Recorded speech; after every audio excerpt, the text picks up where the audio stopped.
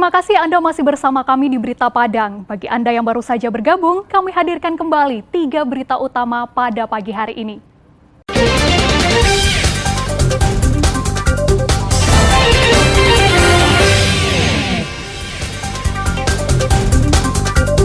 Polairut Sumbar, periksa kapal pesiar yang membawa sejumlah warga asing. Badan Narkotika Nasional Sumatera Barat musnahkan 24 kg ganja kering. Ratusan warga binaan di Lapas Muaro Padang membuat KTP agar bisa memilih di pemilu mendatang.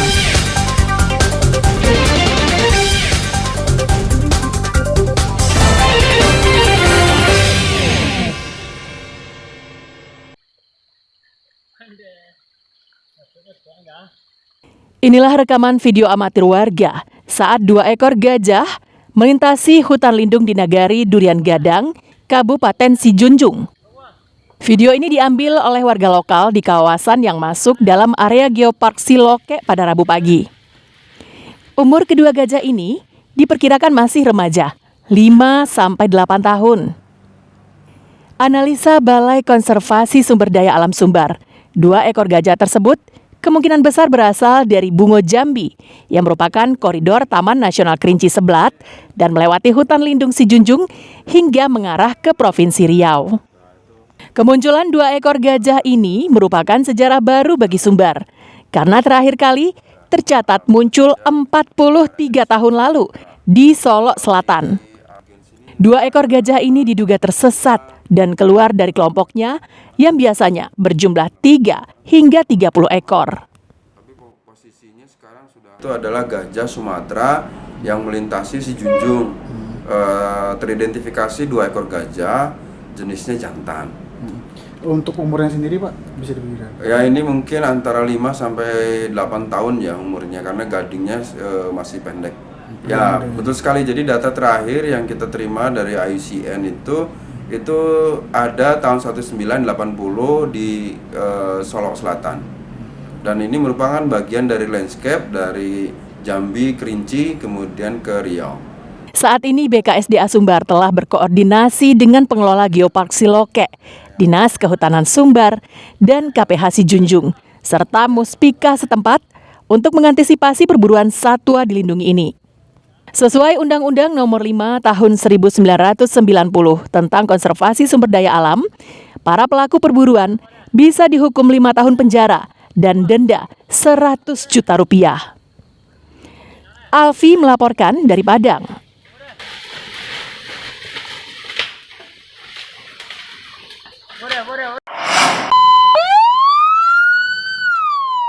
Kapal pesiar ini tengah lego jangkar di kawasan perairan Bungus, Teluk Kabung, Padang dan membawa 9 warga negara Jepang yang hendak menuju Kepulauan Mentawai untuk olahraga selancar. Guna memastikan kelengkapan dokumen serta antisipasi masuknya barang-barang ilegal, polisi memeriksa dokumen keimigrasian hingga barang bawaan mereka. Patroli dan pemeriksaan ini merupakan bagian dari tugas dan fungsi Polairut, antisipasi tindak kejahatan di wilayah perairan. Namun selama 2 tahun terakhir akibat pandemi COVID-19, aktivitas ini terhenti sementara. Saat ini tingkat kunjungan orang asing ke Mentawai untuk menjajal ombaknya sudah kembali ramai. Kita telah melaksanakan patroli rutin di wilayah perairan Sumatera Barat dan kita menemukan dan memeriksa sebuah kapal yang mengangkut penumpang yaitu warga negara asing menuju Kabupaten Kepulauan Mentawai.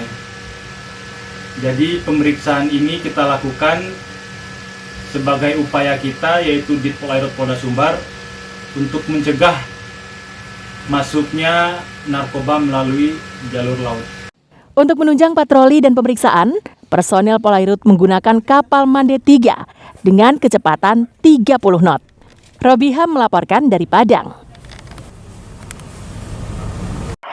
Payakumbuh Timur, Kota Payakumbuh. Yang kedua, Badan Narkotika Nasional Provinsi Sumatera Barat menggagalkan upaya peredaran narkotika lintas provinsi dengan menangkap 3 kurir ganja di Jalan Lintas Medan Bukit Tinggi, Kota Bukit Tinggi. Ketiga kurir tersebut, Muhammad Rokil, Bima Samputra, dan Steve Fardo asal Payakumbuh. Mereka kedapatan membawa daun ganja kering seberat 24 kg dengan menggunakan sebuah minibus. Narkotika golongan 1 itu dibawa dari Madinah, Sumatera Utara menuju Bukit Tinggi. Setelah diperiksa BNNP Sumbar bersama Balai POM Padang, ganja kering tersebut kemudian dimusnahkan dengan cara dibakar. BNNP masih mengembangkan kasus ini untuk mencari bandar narkoba. Yang kita bakar ganja seberat 23,56 sekian gram, ya. Itu kasus yang kita tangani pada bulan Januari kemarin, ya, di lintasan kilometer 7 jurusan Sumut dan Bukit Tinggi, ya. Kita berhasil mengamankan 3 orang, ya, Abil, Pardo, dan Baim, ya, kalau nggak salah. 2 pelaku masih berstatus sebagai mahasiswa, sedangkan ekonomi menjadi motif keduanya nekat menjadi kurir ganja tersebut. Ketiga pelaku dijerat dengan Undang-Undang Nomor 35 Tahun 2009 tentang penyalahgunaan narkotika dengan ancaman hukuman maksimal 20 tahun penjara. Alfi melaporkan dari Padang.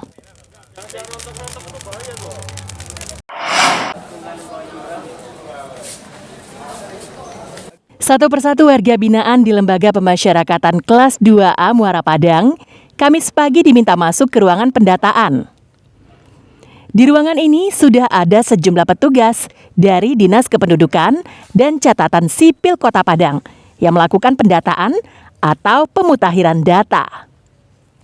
Mulai dari pencocokan data diri, tanda tangan, perekaman kornea mata, serta foto. Mereka ikuti secara tertib.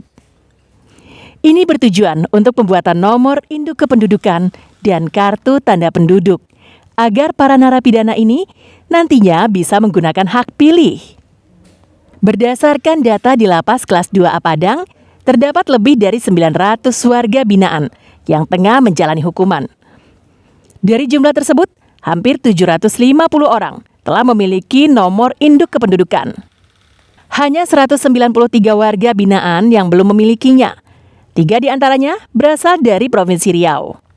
Berdasarkan kesepakatan dengan KPU, pelaksanaan pemilu di Lapas Kelas 2A Padang yang sebelumnya ditempatkan 2 TPS, pada pemilu 2024 akan ditambah menjadi 4 TPS. Ini kegiatan ini dari Disduk Capil Kota Padang terkait dengan pemutakhiran data untuk pemilu di tahun 2024. Di Lapas Padang sendiri, isi hunian pada saat ini berjumlah 939 orang. Dari 939 orang ini 746 memiliki NIK, hanya tinggal 193 orang yang belum memiliki NIK.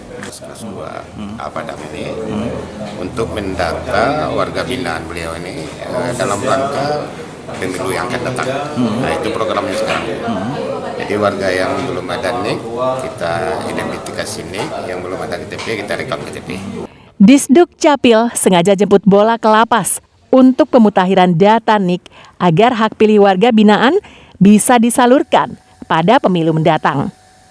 Lapas menargetkan pemutakhiran data selesai dalam 2 hari.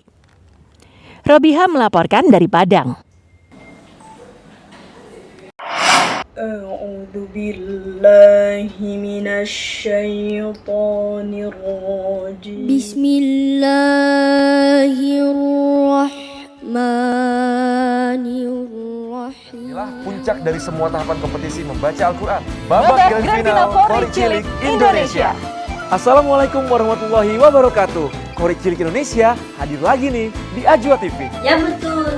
Yuk teman-teman yang usianya 14 tahun ikut lomba membaca Al-Quran Qorik Cilik Indonesia.